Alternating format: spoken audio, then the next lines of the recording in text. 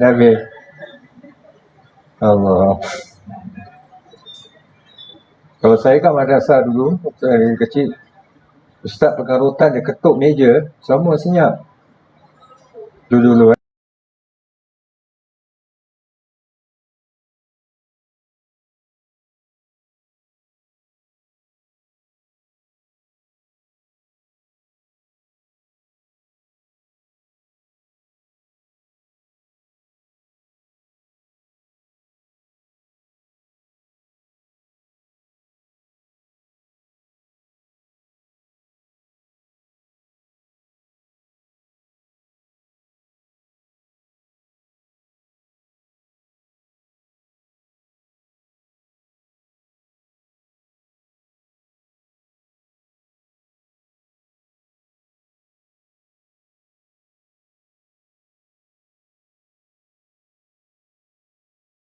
Allah yang saya hormati sekalian. Assalamualaikum warahmatullahi wabarakatuh. Bismillahirrahmanirrahim. Alhamdulillahi rabbil alamin. Wassalatu wassalamu ala asyrafil anbiya'i wal mursalin. Nabiyyina Muhammadin sallallahu alaihi wasallam. Wa ala alihi wa sahbihi ajma'in. Rabbi syrah li sadri wa yassir li amri wa hlul 'uqdatam min lisani yafqahu qawli. Subhanaka la ilma lana illa ma 'allamtana innaka antal alimul hakim. Rabbi a'udzu bika min hamazatis syayatin wa a'udzu bika rabbi an yahdurun. Astaghfirullahal azim, astaghfirullahal azim, astaghfirullahal azim wa atubu ilaihi amma ba'd. Alhamdulillah. Pertamanya kita merafakkan kesyukuran kehadrat Allah Subhanahu wa taala. Sekali lagi kita diizinkan oleh Allah kita bertemu, bersua wajah, bertaut hati insya-Allah antara sesama kita dalam kita meneruskan penghayatan kita pada firman-firman Allah, kembara kita di alam firman, menerusi surah Al-Ma'un yang masih lagi kita berligar pada kelompok yang pertama, iaitu ayat 1, 2 dan 3 lebih menjurus kepada keperluan-keperluan hidup dua golongan ini yang difirmankan Allah pada ayat kedua, ayat kedua dan yang ketiga. Setelah Allah berfirman, A'udzubillahi minasyaitonirrajim. Ara'aital ladzi yukadzibu biddin. Tidakkah engkau wahai Muhammad mengetahui orang yang mendustakan agama? Fadzalikal ladzi yad'ul yatim. Itulah orang yang mengherdik anak-anak yatim. So ini adalah golongan manusia yang pertama yang tidak diperlakukan secara sewajarnya oleh pendusta-pendusta agama. Dan fadzalikal ladzi yad'ul yatim wa la yahuddu ala ta'amil miskin. Dan orang yang tidak menggesa dan menggalakkan untuk memberi makan kepada orang-orang miskin. Golongan yang kedua selain daripada anak yatim yang tidak diperlakukan secara wajar oleh pendusta-pendusta agama. InsyaAllah kita akan menyelungkar lebih mendalam lagi ayat 2 dan 3 yang terkait menurut prinsip Islam keperluan hidup manusia ini sendiri. InsyaAllah kita dahulukan insyaAllah dengan ummul kitab surah Al-Fatihah. A'udzubillahi minasyaitonir rajim. Bismillah.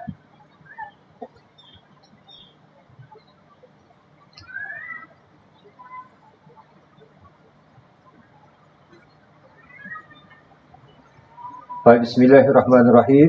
Sebelum kita menyambung kembali, izinkan saya mengambil kesempatan ini merakamkan jutaan terima kasih kepada teman-teman jamaah yang sudi untuk bersama-sama meneruskan dan menyokong kuliah-kuliah yang diadakan oleh Masjid Kampung Siglap,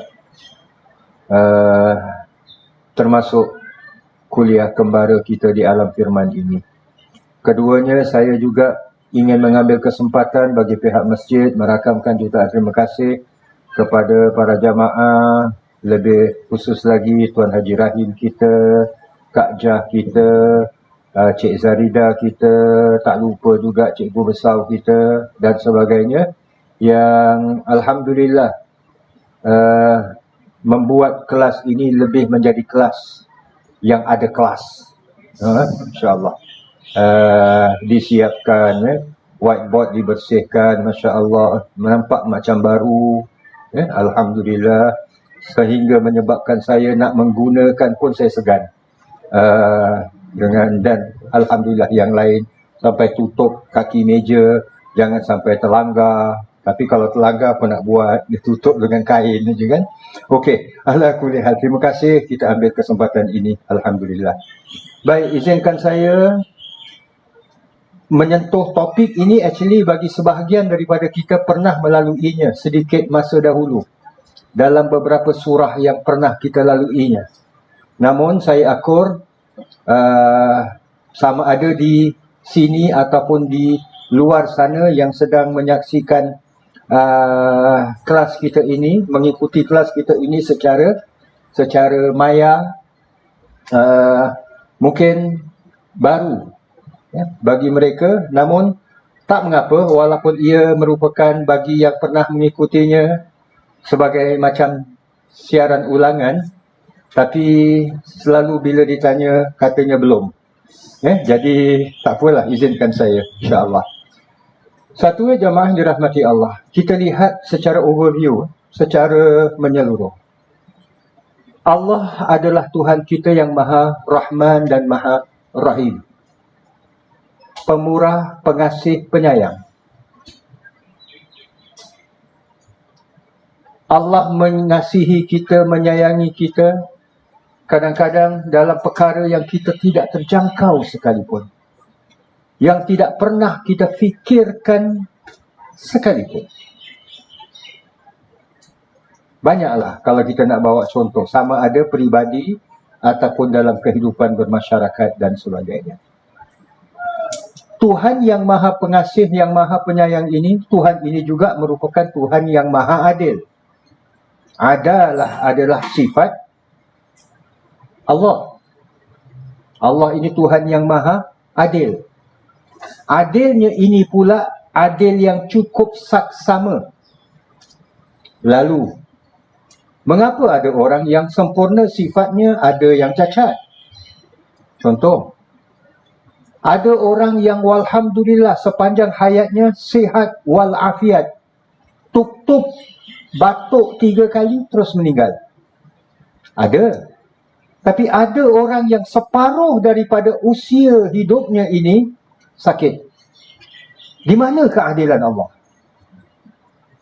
Contoh Contoh. Itu 2 contoh lah. Banyak contoh kalau nak dibawa. So, itu satu bab. Dan dalam bab yang terkait dengan apa yang ingin sama-sama kita hayati adalah Allah yang Tuhan yang Maha Pengasih, Maha Penyayang, Maha Adil pun beri kita rezeki tak sama rata.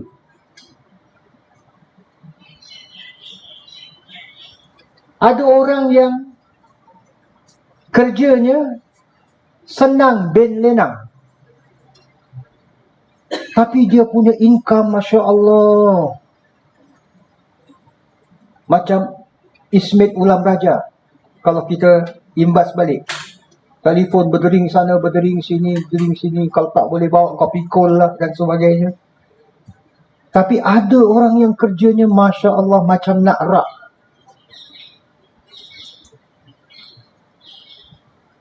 Pagi kerja lain, petang kerja lain, malam kerja lain. Tidurnya tidak hanya lebih 4 jam. Anak tak pernah tengok bapa. Bukan tak pernah lah. Jarang-jarang tengok bapa. Anak celik mata bapa dah keluar kerja. Anak pejam mata bapa belum balik kerja. So di mana keadilan Allah? Allah tak bagi rezeki sama rata. Di sinilah jamaah dirahmati Allah. Untuk kita memahaminya secara overview, pertama sekali yang perlu kita lihat yang terkait dengan soal agihan rezeki yang tidak sama rata, yang tidak nampaknya macam tak seimbang. Pertama sekali yang perlu kita sedarkan, insya-Allah akan kita lihat juga nanti konsep harta dalam pandangan Islam. Di penutup surah Al-Baqarah, ayat yang biasa kita baca kan? Apa dia? Lillahi ma fis samawati wa ma fil ard. Allah ini pemilik segala langit dan bumi. Jadi Allah bila pemilik, Allah nak beri, kalau bahasa kasar kita ni, suka hati Allah lah. Kita tak boleh force, tak boleh katakan, Tuhan, engkau beri Cik Zaridah lebih, sedangkan engkau beri Kak Mida kurang. Contoh je lah. Umpamanya. Hak Allah. Yang kita tahu, wah, Cik Zaridah dapat lebih, Kak Mida dapat kurang. Itu yang kita tahu. Tapi banyak yang kita tak tahu. Cik Zaridah dapat lebih, tapi lebihnya tu penghabisan cukup-cukup aja. Kak Mida yang dapat nampak kurang daripada Cik Zaridah, tapi masih boleh simpan. Hujung tahun boleh cabut nombor bertuah tadi. Contoh je. Contoh bilang, minta maaf. Contoh je. So, Allah Maha mengetahui. Kita tak tahu. Kadang-kadang kita melihat, contoh saja yang kita lihat ini, apa ni? Dinding, tembok. Dinding. Partition. Okey lah, whatever lah apa namanya. Kalau ada 48, kita tanya 48 jawapan. Okey. So, dinding. Kita nampak dinding, tapi kita tak nampak apa di balik dinding. Hatta dinding yang kita nampak, rupanya ada semut. Yang kecil yang lagi jalan. Lagi bertaaruf dengan kawan dia. Lama aku tak jumpa kau. Lama tak datang kelas. Umpamanya. So, teman-teman yang dirahmati Allah, kita nampak, tapi ada benda yang lebih banyak kita tak nampak. Nah, di sinilah adanya tanggungjawab kita terhadap orang lain. Ini dasar Islam. Rezeki yang Allah beri, umpamanya 10, bukan 10-10 kita punya. Kadang yang kita punya adalah cuma 3 saja, sedangkan 7 yang lain ada pada orang-orang yang lain. Allah nak menguji kita untuk tengok kita ni. Apakah kita menjadi medium, menjadi penyebab, menjadi penyalur bagi yang lain. Di sinilah kalau kita perhatikan, para ulama kita, seumpama Al-Imam Asy-Syatibi rahimahullah, memperkatakan keperluan hidup manusia ini ada 3 peringkat. Daruriyat. Benda asas yang paling perlu. Kalau tak ada dia, tak ada kehidupan. Benda daruriyat. InsyaAllah kalau mudah-mudahan kita sempat, kita boleh menonton video klip nanti, insyaAllah, jika ada kesempatan. Atas daripada daruriyat adalah hajiyat.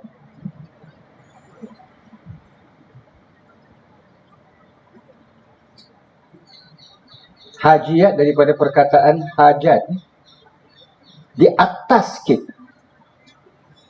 daripada daruriyat. Maknanya masih boleh lagi ada kestabilan hidup. Tapi daruriyat ini paling asas. InsyaAllah akan kita lihat contoh-contoh yang simple-simple. Dan yang ketiga, ini benda ni ada ke tak ada ke, dia okey. Tahsinat ataupun tahsiniyat. Lafaz-lafaznya tu ikut istilahnya lah. Tahsiniyat, benda-benda yang accessories, benda-benda yang tambahan. Dia kalau ada, tak ada, ada boleh, tak ada pun boleh. Kita pakai mask, macam Cik Zaridah pakai mask, masker. Yang penting bagi masker ni apa? Sesuatu yang menutup hidung dan mulut. Daruriyat. Asas. Habis takkan pegang aja. So, nak kena gantung. So, gantung je hajiyat. Tapi bila mana ada expander, manik-manik, apa expander tu lah. Manik-manik ke apa? Extender ke expander? Extender, okey lah. Ini apa dia panggil? Manik-manik apa? Antaranya Kak Jah perusahaan, Kak Jah dan sebagainya. Ini kalau tak ada pun tak apa, sebab boleh sangkut kat telinga, boleh sangkut kat mata dan sebagainya. Jadi maknanya itu tahsiniyat, benda-benda aksesoris. Hari Jumaat, Haji Rahim, hari Jumaat mesti nak biryani je lah. Kita punya volunteers datang pakai, ini masih cerita pasal mask lagi lah, biryani pula. InsyaAllah. Okey. Ada dengan masknya tu Manchester United. Yang lain datang Liverpool, umpamanya. Ini ada yang ada Adidas lah, Puma lah, dan macam-macam lah, Coca-Cola dan sebagainya. Ini semua lambang-lambang, logo-logo semua ni ada ke tak ada, dia tak merosakkan, tak mengurangkan keperluan masker tadi. Aksesoris.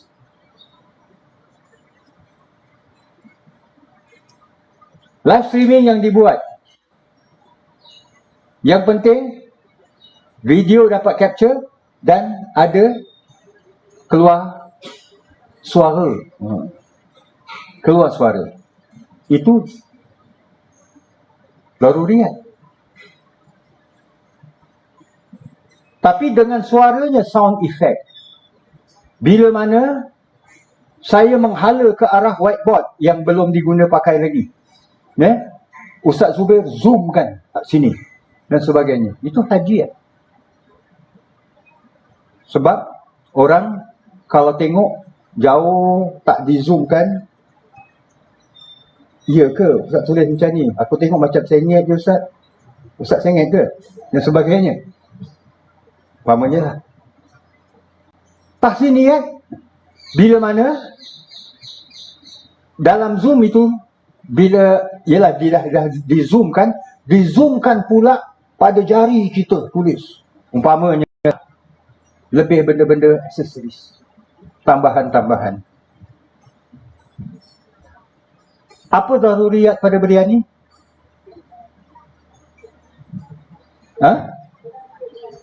Beras. Ya, selagi beras tu hidup, tak jadi. Ya. Beras basmati. Oh, okey. Okay lah. Saya tahu makan je. Okay. Yang penting makan tak mati dah. Okey.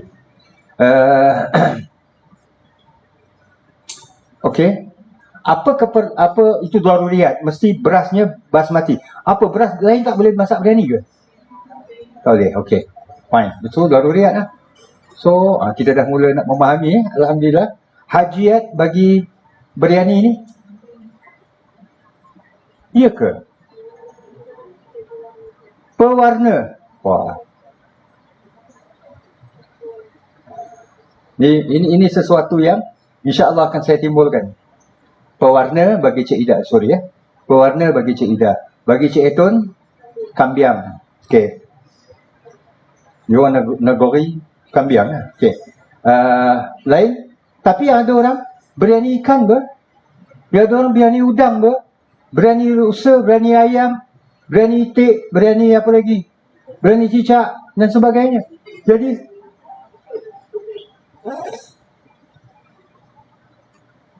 tapi biryani tu kalau kosong boleh makan tak?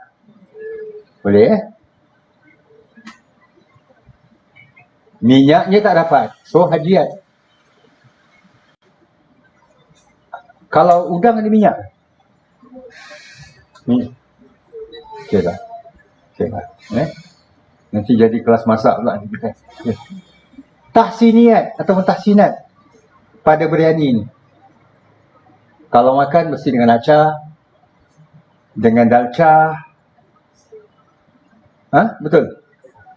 Pacri nanas. Itu aksesoris. Kalau tak ada pun, saya kalau kena biryani dam, dalca ke, acar ke, ini semua tak ada, tak apa.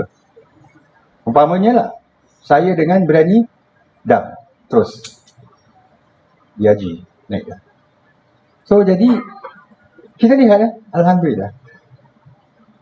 Saya highlightkan balik, bagi Cik Ida, tadi kalau biryani itu mesti ada pewarna. Kalau dia putih saja,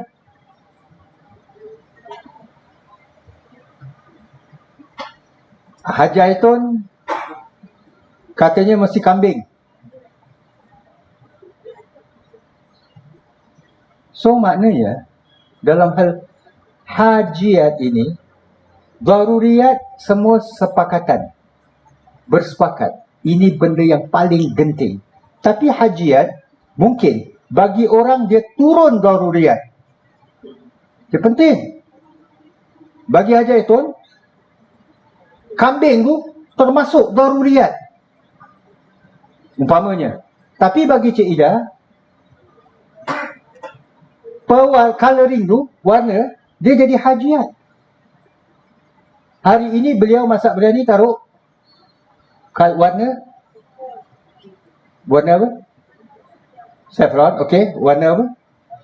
Orange ke kuning ke. Besok beliau nak buat biryani merah jambu. Nasi kerabu warna apa? Dia nak buat, kita ingatkan nasi kerabu, rupanya nasi biryani. Umpamanya. Maknanya dalam perkara-perkara yang hajiat ini pun bagi sesetengah orang dia turun daruriyat. Paling penting. Tapi bagi orang yang lain dia hanya sekadar hajiat saja. Bagi certain daerah, sebahagian daerah, benda ini daruriyat. Tapi daerah sebelahnya dia hajiat. InsyaAllah kalau itu yang saya katakan tadi, sempat kita akan tengok video klip sikit. Dan begitu juga dia boleh naik tahsiniah. Ini keperluan asas kehidupan manusia secara umumnya. Kita lihat agama kita ni cukup mendetail sekali. Alhamdulillah. Kita ambil contoh tempat tinggal. Setiap orang perlukan tempat tinggal. Setiap orang. At least ada tempat tinggal. Walaupun tempat tinggal itu saya hanya menumpang kat rumah mertua saya je. Walaupun diistilahkan. Saya Alhamdulillah kawan saya beri tinggal kat rumah dia. Address pun saya tak berani pakai address dia. Saya masih pakai lagi address kondominium saya dan sebagainya. Tapi mesti ada tempat tinggal. Ini daruriat. Tapi tempat tinggal itu, rumahnya 4 bilik.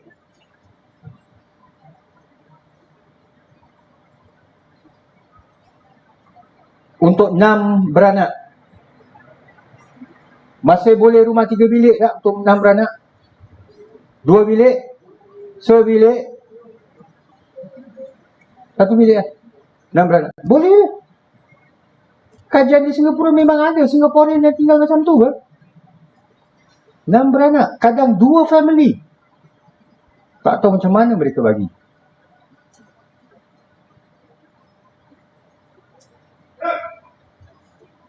So ini hajiat. Kemudian rumah itu dilengkapi pula dengan kipas angin lah, dengan aircon lah, dengan aksesoris yang lain. Tingkap dipasang blinder ke ataupun apa tu panggil? Langsir, langsir, birai ke tirai. Umpamanya. Tak ada pun orang tetap menamakan dia tingkap. Boleh adakan mesyuarat. Ahli mesyuarat tingkap. Sebagainya kan. Tak ada lagi. So, inilah. Kalau kita perhatikan contoh yang very simple.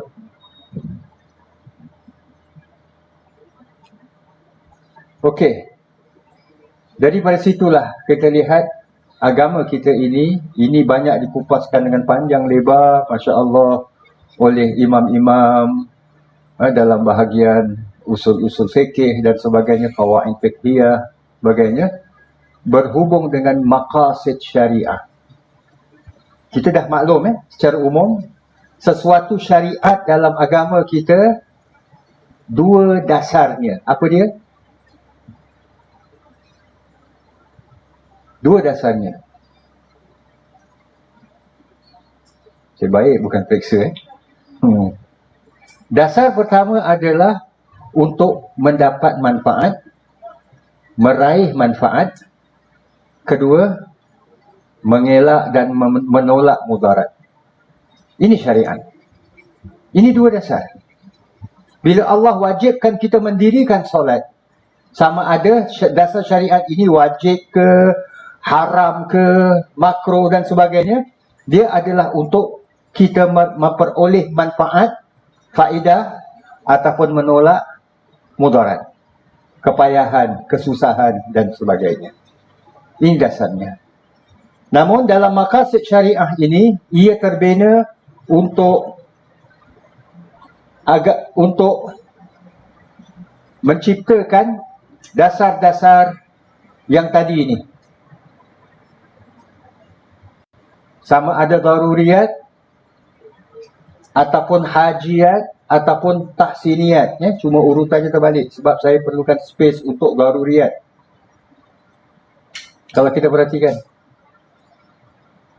maqasid syariah ini bertujuan untuk kita ini, pertamanya menjaga agama kita.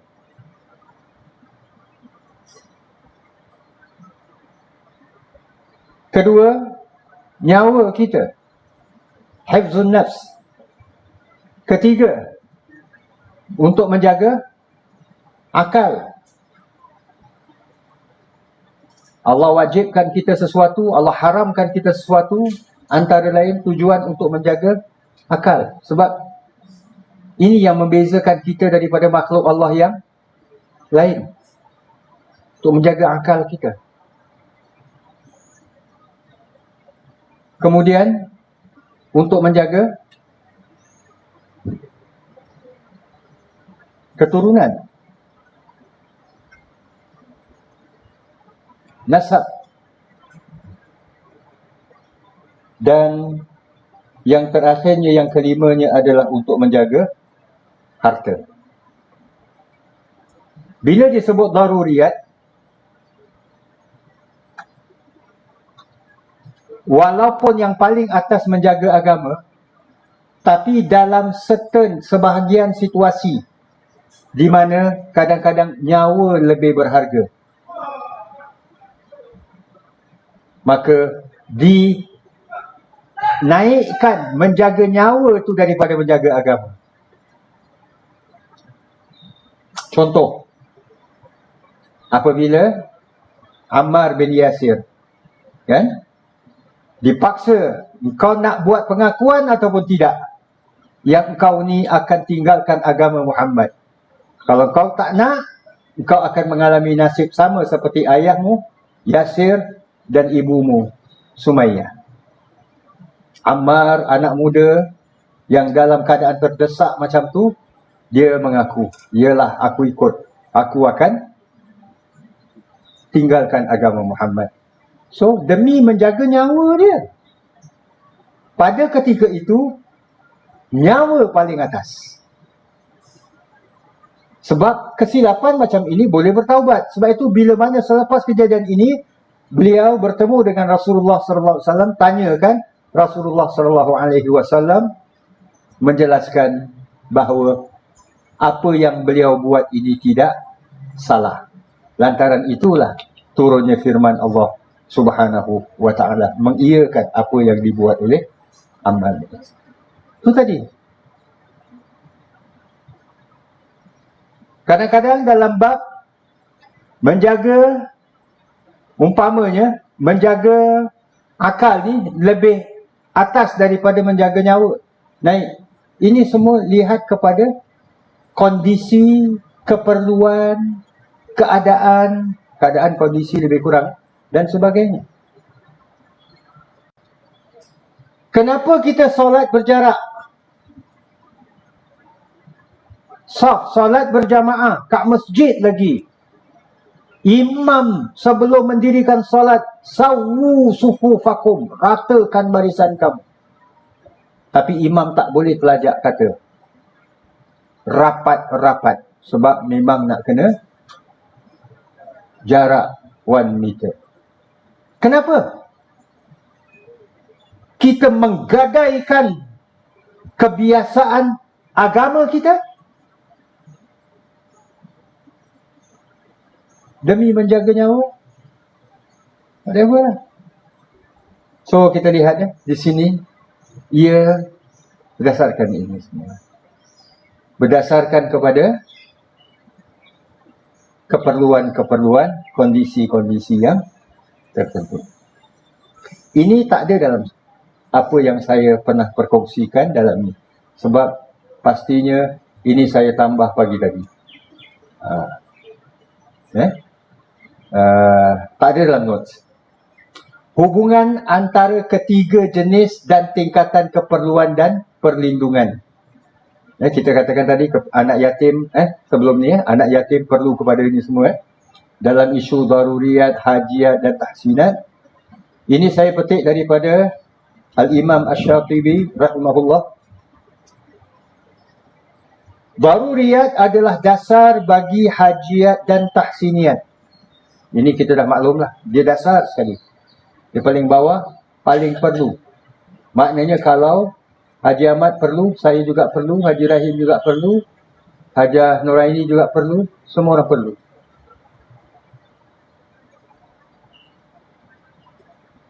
Dia menjadi dasar bagi hajiat dan tahsiniat.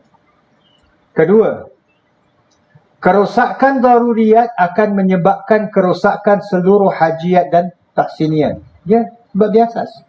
Base tu kalau dah ompong, dah rosak dalam sebuah bangunan, macam mana tingkat 3, tingkat 4 boleh bertahan.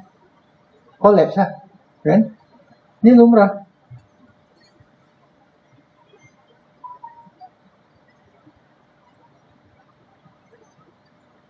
Yang ketiga,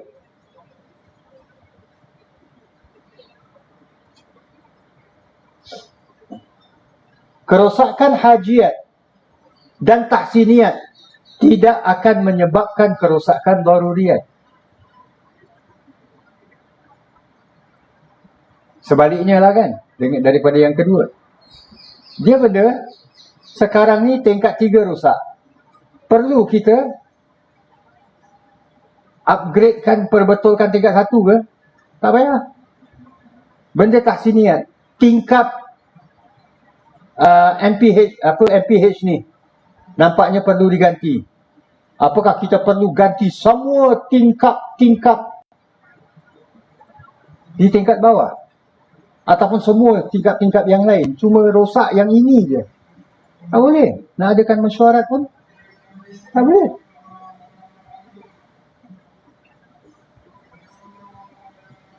Ini garis pandu yang ketiga.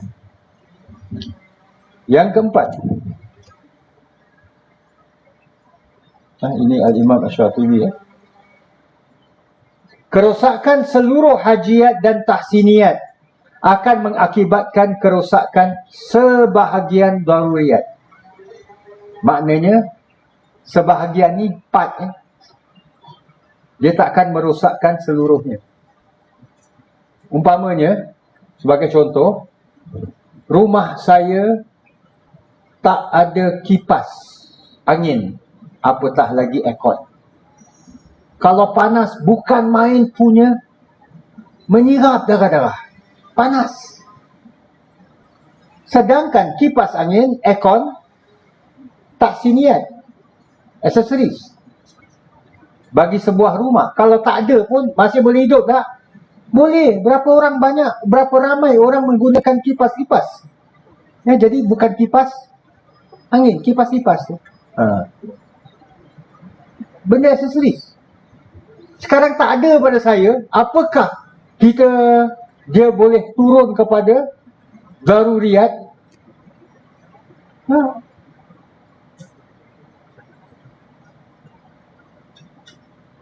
Maka marilah sama-sama kita kumpulkan dana untuk belikan sebiji kipas angin. Kipas angin dulu, tak tahap. Untuk hamba Allah yang mana rumahnya tak ada kipas angin. Kalau sesiapa tak buat donation, maka menunjukkan dia tidak bersyukur kepada Allah, umpamanya. Melampau. Sebaik beliau bukan anggota jawatan kuasa fatwa. Anggota jawatan kuasa fatwa tak pernah gunakan perkataan melampau. InsyaAllah. Iyalah, memang tak sepatutnya lah.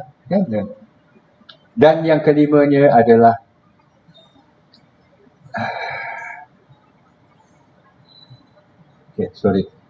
keperluan dan perlindungan hajiat dan tahsiniat perlu dipelihara untuk kelestarian daruriyat. Walaupun ia bukan asas yang penting, tahsiniat dan juga hajiat ini, tapi dia perlu di-maintain, perlu dijaga. Agar jangan sampai orang yang punya rumah 3 bilik ataupun 2 bilik untuk anak beranak dia perlu maintain. Jangan sampai bila mana rumah kena rampas ke apa, tak ada rumah, so dah jadi daruriyat. Dia nak kena jaga lah. Kalau tak upgrade kepada 4 bilik, 5 bilik, 6 bilik, 7 bilik, at least 2 bilik tu masih ada tempat berteduh. So, ini sedikit tambahan daripada perkongsian imam besar kita, Imam Asy-Syatibi. Ini satu bab yang cukup luas tentang hal-hal yang dikatakan maqasid syariah. Sedikit masa dahulu, pihak Majlis Ugama Islam pernah, tak silap 2-3 tahun lepas, dalam khutbah Jumaat memberi kesedaran kepada masyarakat Islam kita untuk mempelajari konsep ini. Sebab ini sebenarnya tools, alat, medium kita untuk kita ni buat pertimbangan dalam pelaksanaan agama. Fikih, halal, haram, wajib, haram.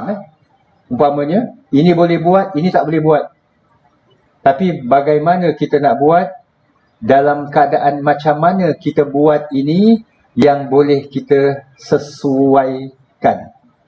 Solat, contoh yang very simple, solat Zuhur, Asar, Maghrib, Isya, wajib tak? Wajib. Tapi solat itu, waktu saya kaki sihat, solat Zuhur saya berdiri. Tapi bila tiba Asar, kaki saya sakit. So saya solat duduk. Buat solat tak? Solat buat. Tapi cara pelaksanaannya berbeza. Solat berjamaah dengan adanya imam, dilaksanakan tak? Laksanakan. Masjid. Memang kata-kata yang cukup tegas, tapi saya suka kata-kata tu. Daripada perkongsian Dr. Ruzaimi yang minggu lepas ke apa ke, dalam dengan discussion beliau dengan ni, beliau kata, mana kita lebih redha, dengan penjarakan ataupun nak tutup masjid? Tegas. Tapi yes, clear cut. Kalau kita rapat-rapat, menular penyakit ataupun merebak penyakit, tak dapat kontrol, akhirnya masjid ditutup. Langsung solat. Tak ada. Allah, tahun lepas jamaah sedih. Bilal kita Tuan Haji Rahim sampai berkongsikan hal ini, beliau sampai menitiskan air mata. Menceritakan. Ketika itu datang, just beliau saja yang datang. Kita ni semua whatever they call it, work from home. Ya, okay. Semua buat kerja kat rumah. Entah buat kerja ke tidak. Faham kan? So, dia kat rumah. Beliau datang, masuk waktu Zuhur, datang, lock pintu, azan, laungkan azan, kemudian diikuti dengan Sallu fi buyutikum. Sedih beliau. Masjid ditutup. Dalam suasana seperti itu. Dan kita menghadapi, tak lama lepas tu kita menghadapi Ramadan pula. Subhanallah.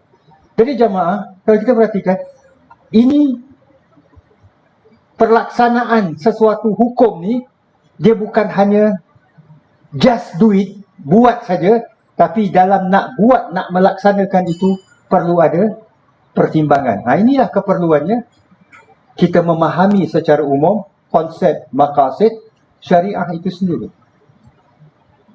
Okey, ini topik ini pun pernah kita share dalam pembelajaran atau surah-surah yang lain, insya-Allah. Secara ringkas, konsep harta dalam pandangan Islam. Pertamanya, harta adalah anugerah titipan Allah yang mesti disyukuri. Itu yang kita katakan tadi, kita tidak boleh memaksa ataupun menetapkan, ya Allah, engkau kasih aku, kenapa kurang daripada engkau kasih Haji Syari, umpamanya. Aku ada sekian, dia ada macam-macam dan sebagainya. Tak boleh. Malah kita perlu bersyukur.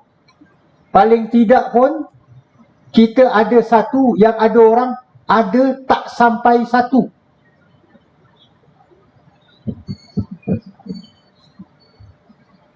Harta adalah amanah dari Allah yang pasti dipertanggungjawabkan. Dia adalah merupakan amanah daripada Allah. Dia bukan setakat kasih gitu je. Allah nak tengok. Sebab ini akan ditanyakan di akhirat nanti. Harta daripada mana kamu dapatkan dan di mana kamu belanjakan. Masya Allah. Harta adalah ujian dari Allah untuk si miskin atau kaya. Kaya Allah uji dengan ada harta. Si miskin Allah uji dengan tak ada harta.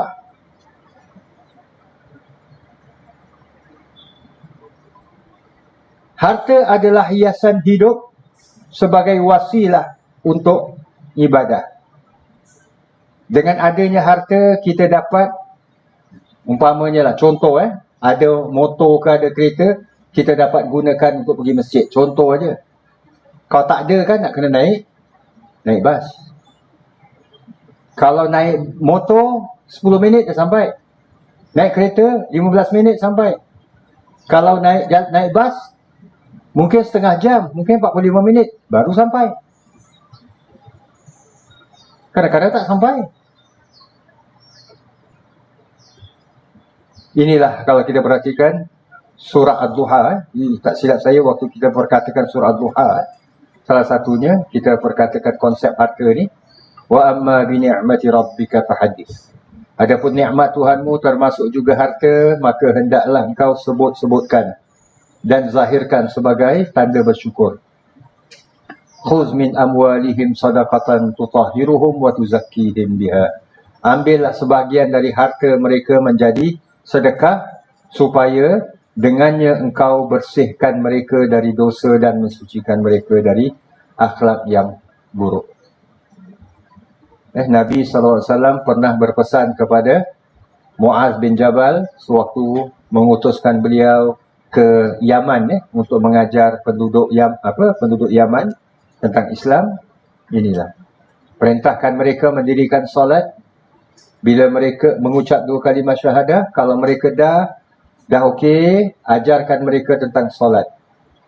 Kalau mereka dah okey, dah faham semua, maka perintahkan mereka untuk mengeluarkan zakat, yang mana tujuan mengeluarkan zakat ini adalah untuk membantu orang-orang yang susah dari kalangan mereka. Diambil daripada orang-orang yang berada daripada kalangan.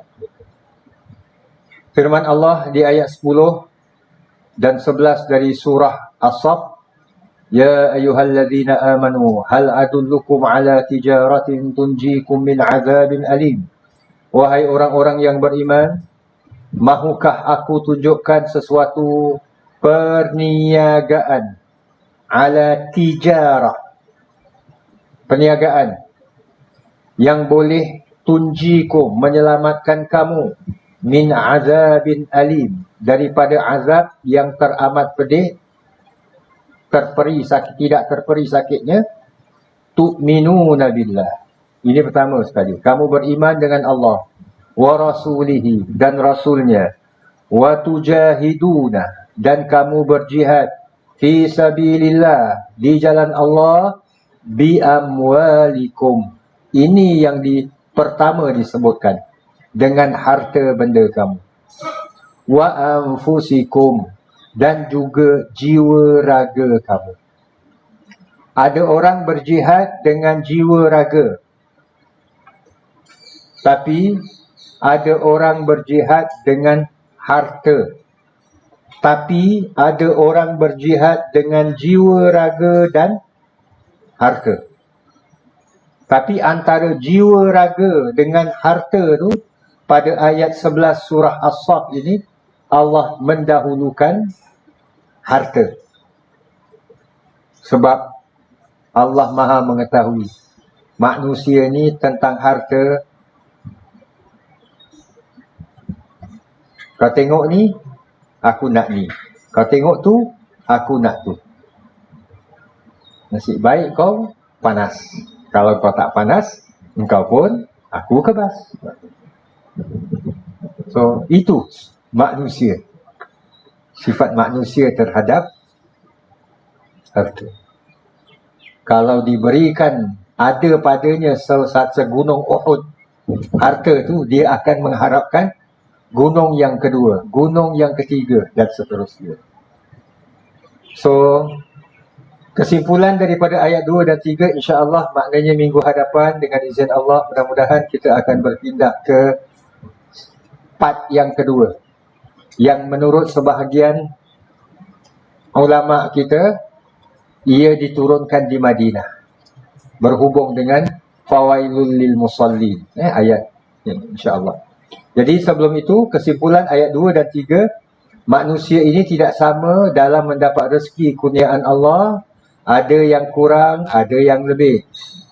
Itu yang kita katakan tadi, Allah Maha Adil. Keadilan Allah ini, ada yang Allah beri kurang, ada yang Allah beri lebih. Nak test yang kurang ini reda ataupun tidak, sekurang-kurangnya reda ataupun tidak, dan yang lebih ni bersyukur ataupun tidak.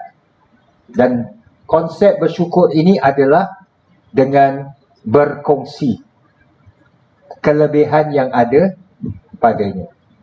Awak ada kurma? Tak ada. Saya ada sebiji saja. Itu yang kata Nabi apa? Walau bisyiqqi tamrah. Ya? Walaupun hanya sekadar belahan sebiji kurma, separuh untuk engkau, separuh untuk aku. Itu dah dapat membawa ke syurga Allah. Ittaqun nar walau bisyiqqi tamrah. Hindarilah kamu daripada api neraka walaupun hanya setakat belahan sebiji kurma. So, Allah uji. Maka menjadi tanggungjawab mereka yang dikurniakan kelebihan harta untuk membantu. Ini yang kalau dalam istilah yang disebutkan tadi dan kita pun dah maklum, ia dinamakan antara konsep syukur. Syukur ini adalah dengan kita berkongsi kelebihan yang ada pada kita kepada yang memerlukan. You ada projek tahun ni untuk Ramadan? Masih ada? InsyaAllah. Di antara golongan yang perlu dibantu keperluan hidup ialah anak yatim dan orang-orang miskin. Yang sama ada mereka perlukan sara hidup, mereka perlukan makan minum, mereka perlukan belayan kasih sayang, dan mereka perlukan perlindungan. Kan? Yang telah kita sama-sama insya-Allah. Orang yang tidak memberikan bantuan kepada dua golongan ini, anak yatim dan orang miskin, termasuk dalam golongan orang-orang yang mendustakan agama. Yukadzibu biddin. Orang yang mendustakan agama. Seperti mana ayat pertama lagi. Kerana mereka pada dasarnya mendustakan lumrah kehidupan. So ini lumrah kehidupan. Manusia ni tak sama daripada sudut ada harta, kesenangan hidup. Sama ada dalam bentuk daruriyat, hajiat maupun tasniat dan sebagainya. Kerana mereka pada dasarnya mendustakan lumrah kehidupan, ada golongan yang senang, yang mampu membantu, dan ada pula golongan yang susah, yang perlu dibantu. So, ini dasar Islam kalau kita perhatikan. Ini dasar Islam. Kalau kita perhatikan, Islam memberikan kepada kita pedoman agama yang cukup luhur. Sebab itulah agama ini inna dina indallahi Islam. Sesungguhnya agama yang hanya diterima di sisi Allah adalah Islam. Sebab Islam ni orang Muslim tahu yang bahawa ini harta ia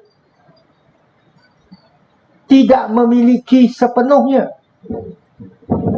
Dia tahu. Dia simpan banyak-banyak. Dia kerja bukan main macam nak. Dia timbunkan harta dia. Bila dia meninggal dia bawa ke? Tak. Dan harta itu jadi apa? Faraid. Dibagikan kepada ahli waris. Letaklah dia tak ada ahli waris. Contoh ni contoh saja. Dia hidup membujang. Hidup membujak. Rumah bukan main punya, besar. Masya Allah. Dia tinggalkan harta banyak. Subhanallah. Tak ada ahli waris. Oh, ketika tu wajarkah Haji Syari ajukan, tengok IC saya, bin sama saya, umpama ni, akan disalurkan kepada dia cakap, bukan saya cakap. Okey, jadi jadi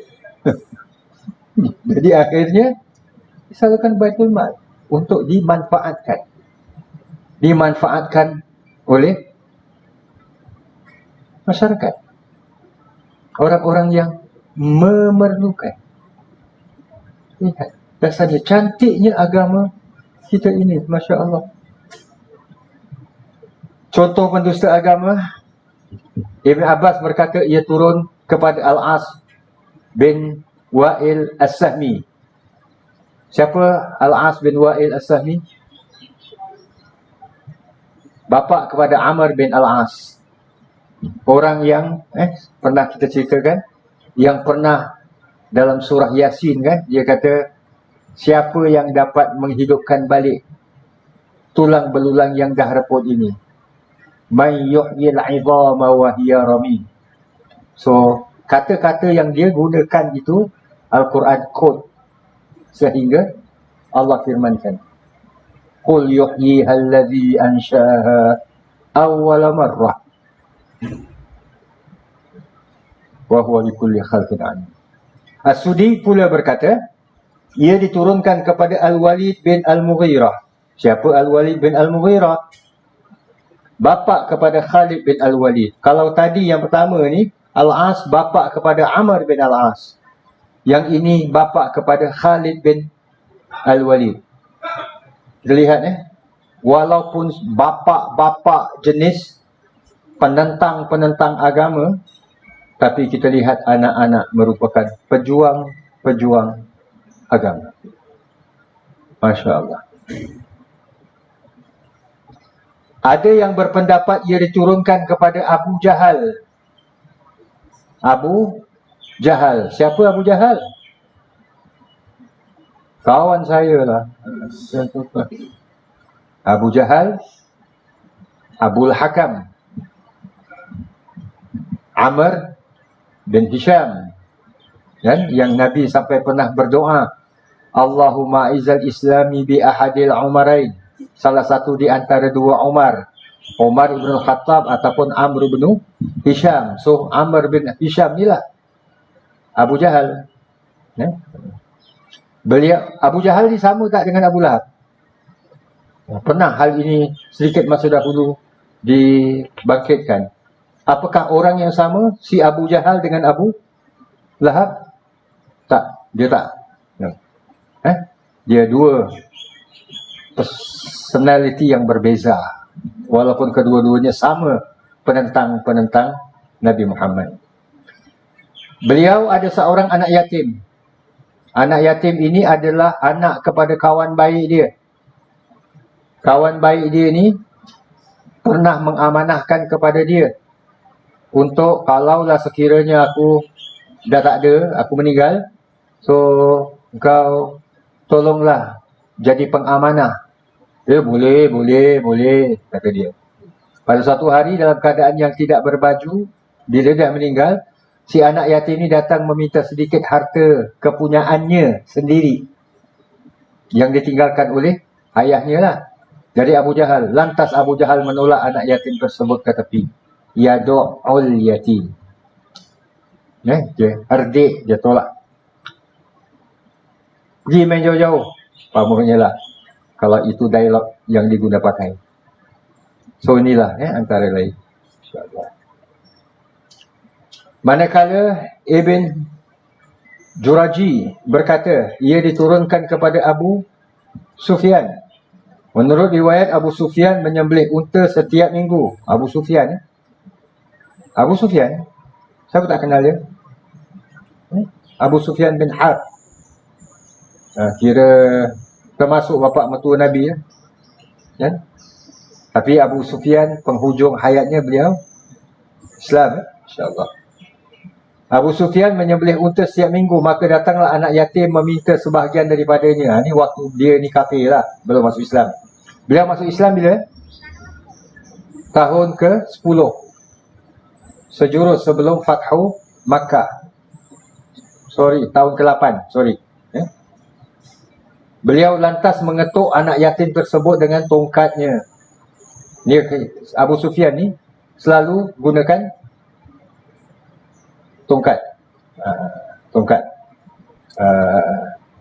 Anak yatim tu datang, dia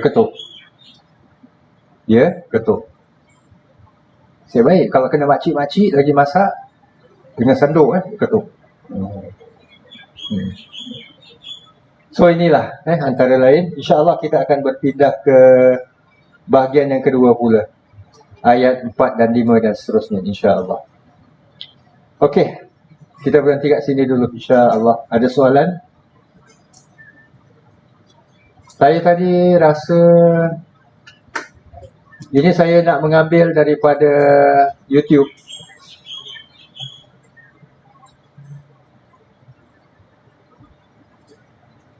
Kalau boleh,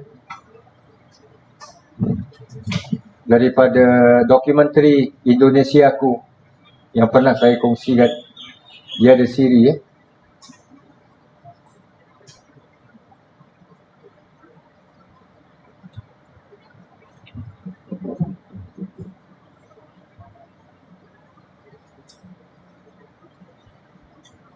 Ada suara tak?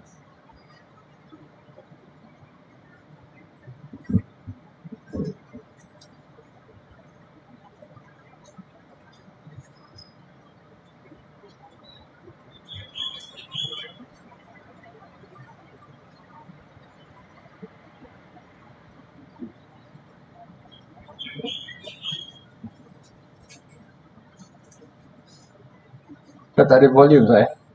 Ustaz Zubair, kau nak tutup dah boleh, insyaAllah. Kalau tak ada suara, tak ada ni lah. No point.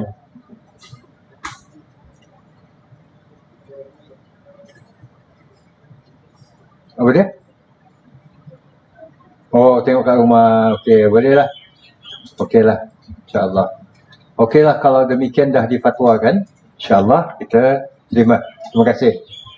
Itu dokumentari, bukannya apa. Kita boleh select mana satu dokumentari yang dibuat di beberapa tempat. Macam tadi di Jambang, Jambang apa? Iaitu di Indonesiaku. Whatever lah, tak kira mana-mana dokumentari. Saya cuma nak share adalah untuk mendapat view daripada teman-teman sekalian. Apakah orang di desa berkenaan, apa daruriyat dia?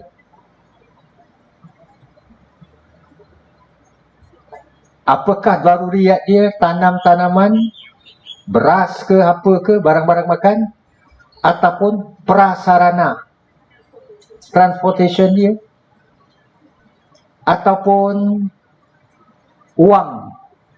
Sebab bagi mereka ni tak ada wang, mereka tak dapat beli beras umpamanya, yang menjadi asas mereka makan. Tapi di daerah lain mereka makan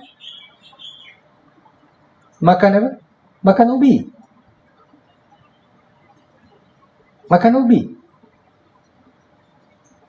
Daerah lain dia makan ubi yang beracun. Yes, ubi ini beracun. So dia buang proses racunnya tu, yang mana akhirnya jadi ubi yang biasa untuk mereka makan. So daruriyat mereka ni berbeza-beza. Kita lihat, itu poin saya yang saya nak kongsikan. Kita boleh refer lah masing-masing, insyaAllah. Baiklah, kalau begitu ada soalan yang lain? Kalau tak ada, kita akhiri, insyaAllah.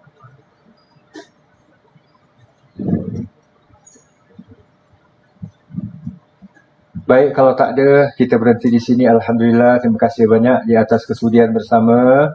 InsyaAllah mudah-mudahan sedikit perkongsian daripada apa yang kita lalui ini menjadikan kita bukan sekadar insan-insan yang lebih dapat menghayati firman-firman Allah, bahkan lebih dapat memahami kemurnian agama kita sendiri, dan dalam waktu yang sama kita lebih insaf dan sedar tanggungjawab kita terhadap sesama kita, makhluk Allah Subhanahu wa Ta'ala.